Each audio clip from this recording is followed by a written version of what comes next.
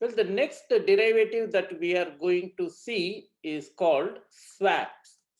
A swap is another type of non-contingent derivative contract. It means at the time of issue, there is no price involved in the swap, which has to be paid by either side of the parties. It also means that both the parties have right and obligation to execute the contract. Swap is a particular type of derivative contract where cash flow streams are exchanged through over-the-counter market between the two parties over a series of specified future dates. Because you have the cash flow, therefore the cash flow has to happen in a series of dates, and these dates are in future. And there are also certain rules involved depending on what kind of swap they are taking, and also what kind of underlying asset which is generating the cash flow. That also matters. Mostly financial institutions and companies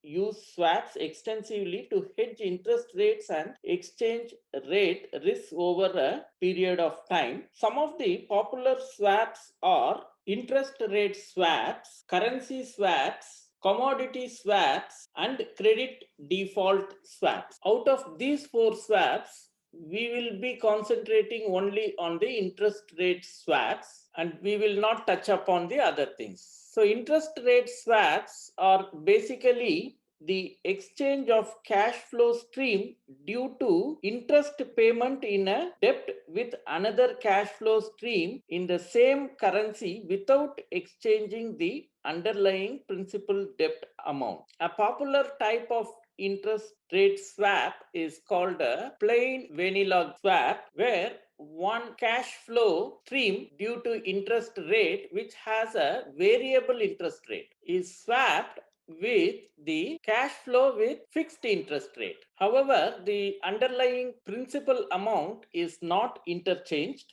and hence the principal amount is generally called the notional principal. The variable interest rate cash flow is generally called the floating leg, and the cash flow with fixed interest rate is called a fixed leg. Let me try to explain the plain vanilla swap in a little more detail. Let us consider a borrower called borrower A who borrows money from bank B, which offers him a variable interest rate. It means at every interest period, the interest rate varies as per certain rules. For instance, the interest rate may be fixed by the bank V in its own way, or it may be like some reference interest rate in the market. For instance, 10 years government bond yield as traded in the exchange markets, or it can be what is called the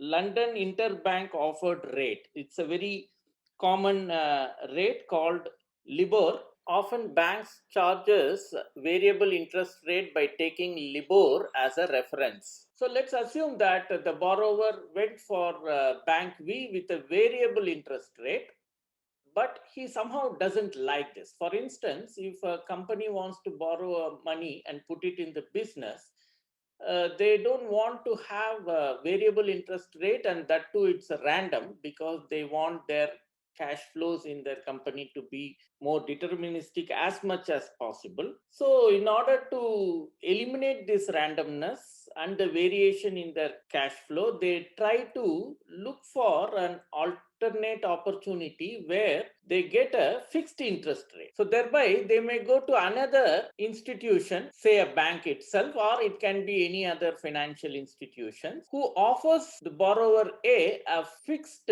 interest rate. So what happens is there will be a contract between borrower A and bank F, which says that whatever may be the variable interest rate, the bank F will convert the variable interest rate for the borrower A into a fixed interest rate by giving the variation as a separate cash flow to borrower A. So such a swap is called a plain vanilla swap. Let me explain the mechanism behind this plain vanilla swap. So bank V offered a loan to borrower A with a cash flow, say V, which represents the interest payable by borrower A to bank V. The interest cash flow is, say, 0. That is, on the day he borrowed, there is no interest given to him. This is only the cash flow for the interest payable by borrower A. Okay. So therefore, on the day he borrowed, there is no interest paid. But after, say, the end of the first period, say 1 year, for instance, or semi-annual, the borrower has to pay the interest, but the interest now is, say, V1. Okay. Since it's a cash given by borrower A to bank V, and we are writing this cash flow from the borrower A's point of view, therefore there is a minus sign. And at the end of the second interest period, he has to pay something else, and so on. Till the end of the borrowing period, he will pay. Each VI is different from each other. It may be given as the interest rate, or I into, say, Pn, where Pn is the borrowed amount. So the time period is, say, T0, which is equal to 0, then T1, T2, and so on up to Tn. And the payment is at every time Ti. And these Ri are often random in the sense that they are fixed by the market. So what bank V will do is, at T is equal to T I minus 1, bank V will set the interest rate RK as the bank V will set the interest rate RK as the market interest rate at T is equal to TK minus 1, or it can be the LIBOR at T equal to TK minus 1. Okay, it means the bank will tell at T equal to Tk minus 1 what is the interest rate that it will charge for the interest payment at T equal to Tk. So the borrower A will know what is the interest that he is going to pay for this period. Okay. So up to here only he will have the uncertainty of what is the interest rate for this period, but he will know at Tk minus 1 what is it. But it varies from period to period.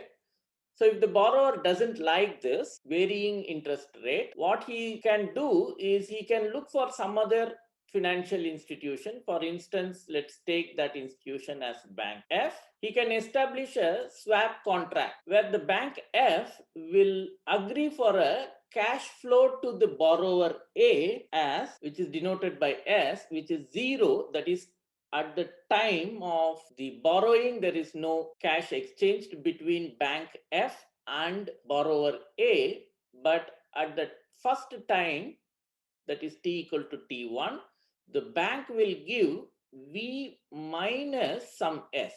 Okay, bank X will fix a value S and it will give the cash flow to the borrower A like this.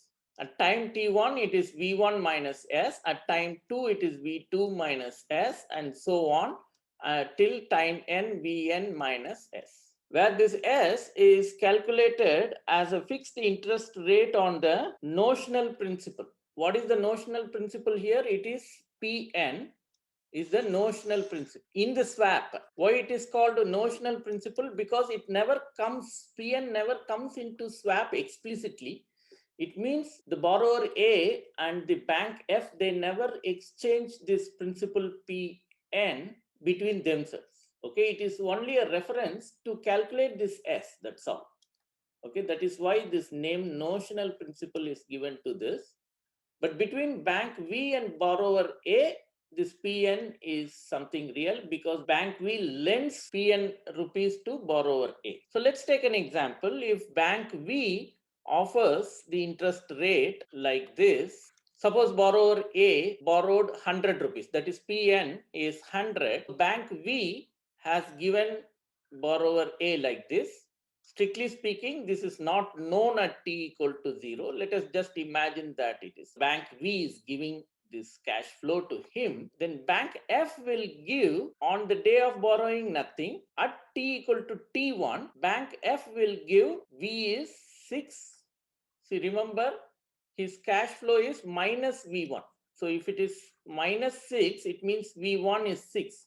So 6 minus, say if bank F fixes S is equal to 6, the first component is 0. It means at time t equal to 1, bank F doesn't give any money to borrower A, because in the swap he already agreeing for 6%. It means he is fine with 6% fixed for all the periods. Therefore, at the first instant, bank F will not pay any money to him. Borrower A directly goes to bank V and pays at t equal to T1, he pays 6 rupees and comes back. Okay. At t equal to T2, bank V is asking for 7 rupees, right? But he wants only 6 rupees, borrower A. Therefore, bank F will come and gives him 1 rupee. That is V2 now is 7. S is 6. So 7 minus 6 is 1 rupee. So bank F pays borrower A 1 rupee, and borrower A goes and pays that 1 plus his 6 rupees, 7 rupees to bank V, and meet his obligation at T is equal to T2. That is his 6 rupees plus bank F's 1 rupee. He will pay. But at time t equal to T3, unfortunately, the reference interest rate, that is one of this, whatever is fixed as a reference by bank V, suppose it fell 2%, then the prevailing interest rate at time t equal to T3 was 5, but his agreement with bank F is 6. Therefore, bank F will take 1 rupee from borrower A. It means borrower A will pay 1 rupee to bank F at t equal to T3, and he will go to bank V at t equal to T3 and pays 5 rupees. Okay, because bank V at t equal to T3 asked only 5 rupees. But his agreement is that he can take 6 rupees constantly at every time period. Therefore, he will pay bank F 1 rupee and bank V 5 rupees, and thereby he will make his obligation 6 rupees. So this is the basic idea of a plain vanilla swap. You can see that finally, with the help of this swap, borrower A's obligation to bank V is a cash flow stream with equal interest amount of S, right? So what is finally the borrower's cash flow stream? What is that? V plus S. That is his cash flow stream, which is 0 initially. Then onwards, it is minus S, the amount S that he fixed with bank F. Okay. So this is the interest amount fixed with bank F, right? Therefore, it goes like this up to minus S. That is n times he will be having this. So finally, this is the cash flow where he will pay V amount to bank V and S to bank F. And totally his cash flow became a constant cash flow, and irrespective to whatever may be the interest rate in V, which is in general random, but his cash flow is deterministic. It is always fixed by S, whereas the risk in the interest rate change was observed by the bank F through this swap contract. That is the idea. We have seen what is meant by swap and how it works. In this class, we will see how to compute the swap rate. The first question is, what is swap rate? If you recall, in a swap, a borrower A swaps a random interest rate with a constant interest rate, right? That is a floating leg with a fixed leg. In other words, you have a cash flow of, say, at the first interest due date, you are supposed to pay the interest of V1, and second it is V2 and so on up till Vn, where each Vi is different from the other, is finally swapped with a constant interest payment of minus S, and so on. Well, these V's are also negative because from the borrower's point of view, he is paying the interest. Therefore, it should be written as minus. Let Pn be the face value of the borrowed money. That is, the borrower A borrowed an amount of Pn from the bank V. Remember, this is bank V is the one which lent the money to the borrower with a variable interest rate, and bank F issued a swap through which borrower A got a fixed interest rate. Now, bank F has fixed the interest payment to rupees S, thereby it fixed the interest rate on the principal amount, right, which is the notional principal we call. As far as the deal between borrower A and bank F is concerned, Pn is the notional principal and S is nothing but Rs into Pn, right, where Rs is the fixed interest rate. Now, each payment is a period of, say, Tk minus 1 to Tk, right? This is the period. Okay, so initially it starts from t equal to 0 and every period is represented as Tk minus 1 to Tk. Okay, and generally, if right from the beginning, we always represent the interest rate to be per annum, that is annual interest rate. Therefore, we will also consider here Rs to be an annual interest rate. Thereby, you have to multiply this entire thing with a delta Tk. What is delta Tk? This is Tk minus 1, right? So, the swap rate is actually this Rs. So, our question is how to compute Rs. So let us represent the interest rate charged by the bank V in the period Tk minus 1 to Tk as Rk. That is, the period Tk minus 1 to Tk, the bank V, that is the one which is charging variable interest rate, has fixed your interest as Rk here, right? So similarly, from here to Tk plus 1, it has fixed the interest rate Rk plus 1 and so on this side. And similarly, this side at Tk minus 2, the bank fixed the interest rate as Rk minus 1 and so on. Okay. Then per period, interest rate of the swap is, remember, the bank F, that is the bank which is issuing this swap, in order to convert the variable interest rate to a fixed interest rate, is actually going to pay only the difference between its fixed interest rate and the interest rate charged by the variable bank at every timing, right? Therefore, what the bank F, that is the one which is issuing swap, is going to pay is Rk minus Rs. Okay, Rs is the one which is fixed here. Okay, when the bank F fixes the amount S to be paid, it is automatically fixing this Rs also. Okay, so that is coming from here. This, since we have per period, so you have to multiply it with the delta Tk, and that we will call as rho k.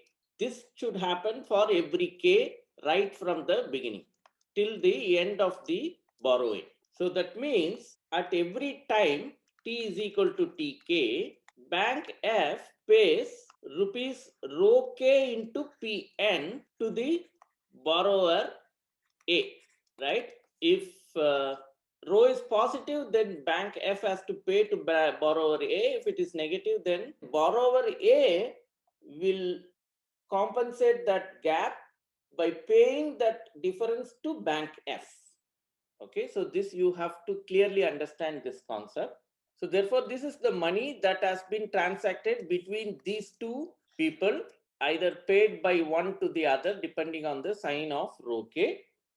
So the present value at t is equal to 0 is given by, we will denote it by PV of 0 comma Tk, which is equal to a discount factor defined at Tk times rho k Pk. Okay, how to define this discount factor? Well, it depends on in what way the interest rate is calculated. Generally, you can fix some scheme, whether compound scheme or the continuous compound scheme. If it is a continuous compound scheme, e to exponential of minus sigma j equal to 1 to k rj delta tj. Similarly, if you are using the discrete compound case, you can do a similar formula. See, what is the idea of defining this? You can see that for the period Tk minus 1 to Tk, the payment done at this time in the swap is rho k Pk, right? This is the amount transacted between borrower A and bank F in the swap of interest. Now, if you see the previous times, k minus 1 and so on, you go till t equal to 0. So for this period, what we are doing is we are discounting for this period by e to the power of rk into delta tk. And for this period, we are doing it for, there is a minus sign here, exponential of minus rk minus 1, that is k minus 2, that is established here, into delta tk minus 1. Like that we are going. Okay, so at t1, it is exponential of minus t1 delta t1. Okay, so you have to discount from here to here and from here to here by the discount factor this, and from here to here by discount factor is similarly like that, and it goes on, and from here to here the discount factor is this.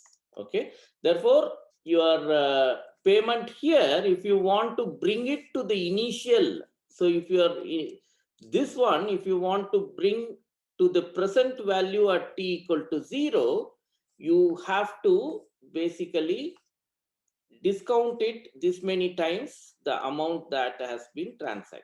Okay, so that is how you got this this amount. So rho k pk discounted till t equal to 0 is what is the present value. Similarly, you can do it for discrete compounding also. The same idea you can follow. See, this happens only for, you see, this period. Okay, that is tk. Similarly, you have to discount for each period. Okay, and this side also, tk plus 1 and so on till tn. You have to discount the entire, everybody you have to discount up to here. Okay, so that's the idea. So you have therefore PV of 0, that is the present value of the cash flow in swap, is actually given by the sum of all these present values, k equal to 1 to n PV of 0 comma tk.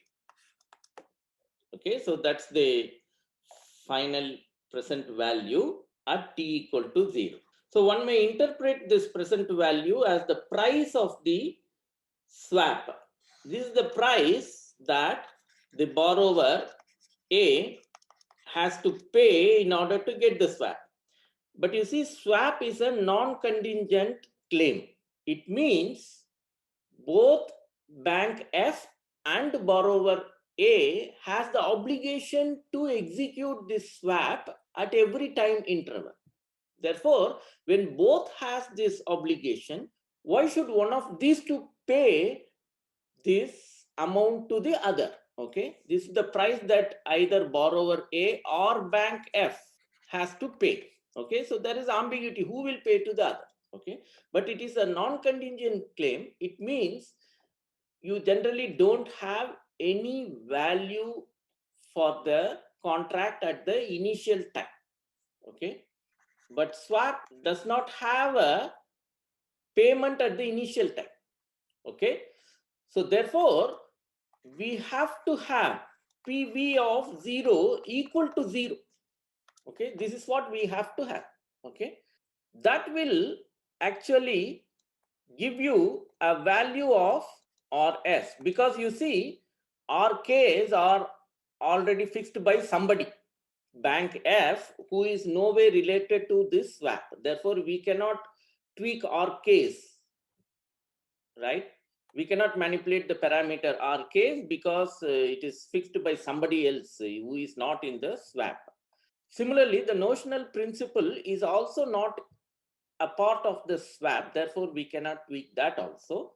So the only way that we can adjust is RS. So you adjust RS in order to get your PV to be equal to 0. Okay, that fixes the value of RS, and that is what is called the swap rate. Let us now see how to solve this equation to get RS. Recall how PV of 0 is given to us. PV of 0 is equal to sigma k equal to 1 to n PV of 0 comma tk. These things. So how PV of 0 comma tks are given? They are given by this. Sorry, there is a mistake here. This is n, not k. And similarly here also it is Pn. This is okay, not k here. And here also you have a mistake. It is R1. Okay, please make these changes in your notes. So this is your PV of 0 comma tk. So we write them like this. The D of 0 comma tk, that is the discount factor. It can be a continuous compounding discount factor or a discrete compounding discount factor, depending on what you choose. And then this is rho k Pn, not k, Pn. Now since it doesn't depend on this index k, you can take it out and write it as k is equal to 1 to n d of 0 comma tk and rho k. What is rho k? Rho k is nothing but delta tk into rk minus rs, right? So that I will just put it as Pn into sigma k equal to 1 to n d of 0 tk delta tk or k minus sigma k equal to 1 to n d of 0 comma tk delta tk rs, that I will bring outside. So that is the second term. Okay. So now we want to make PV of 0 equal to 0, right? So that implies our RS, which is here, you can write RS as, so Pn goes out because you always assume Pn to be non-zero, because nobody will pay zero amount as a loan and then work on how they will take the interest, right? So there is no point considering the case when Pn is 0. Therefore, Pn is always positive, in fact. So it goes off.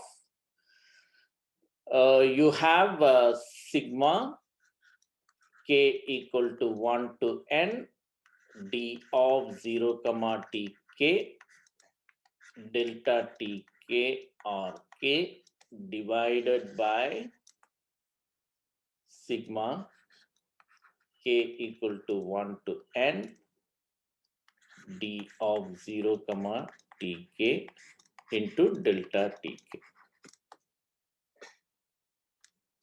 So that is the formula for the swap rate. So once R case and T case are given to us, we can find D of 0 comma T case using the formula given. Of course, we have given the formula for D only in the case of continuous compounding. We can also find the formula for discrete compounding. So once we have d of 0 comma t case, delta t case and r case, we can use this formula to get rs. This is how it goes. With this, we finished our discussion on swaps.